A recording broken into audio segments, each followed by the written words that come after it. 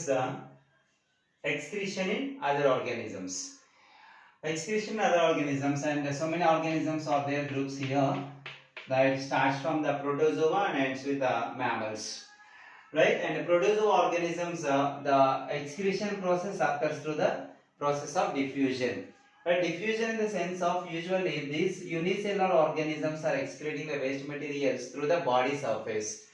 And these organisms, the waste materials and the water, they can be collected in a contractile vacuole, and that contractile vacuole reach the surface of the body, and they can be ruptured outside, and all the waste materials can be flushed out. So this is generally called as a diffusion process. From higher concentration to lower concentration, the waste materials can be excreted in unicellular organisms like a protozoa, amoeba, paramecium, or some examples of this. Later, porifera organisms, the excretion occurs through the water beds.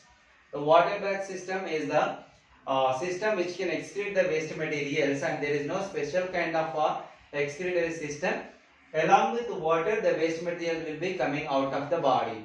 Later, the platyhelminthes organisms, usually called as the flatworms, and these organisms are having flame cells or the excretory organs, and these flame cells are looking like the movement of the flagella of cells are looking like a flame, and how the top of the flame is looking like, the cells movement also be like that. So it is called flame cells or the excretory organs in platyhelminthes organisms.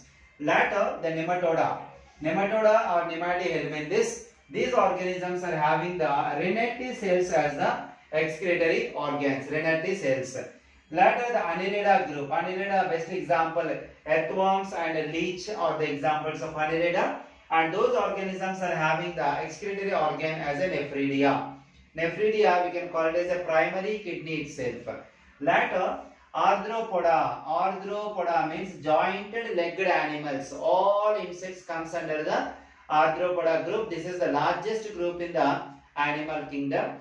And not only the insects and crabs, scorpions and prawns also comes under the arthropoda group. And these organisms are having excretory organs as green glands and Malpighian tubes, right? Later, the mollusca. Mollusca is the soft body tissue is having here. The snails comes under the mollusca, and these are having metanephridia as a excretory organs.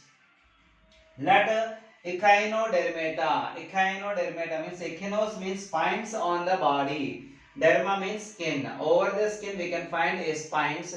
So it is called echinodermata. Example, starfish is the best example for it, and sea urchins also. And these organisms are having the water vascular system for excretion. So water vascular system for the transportation and excretion also.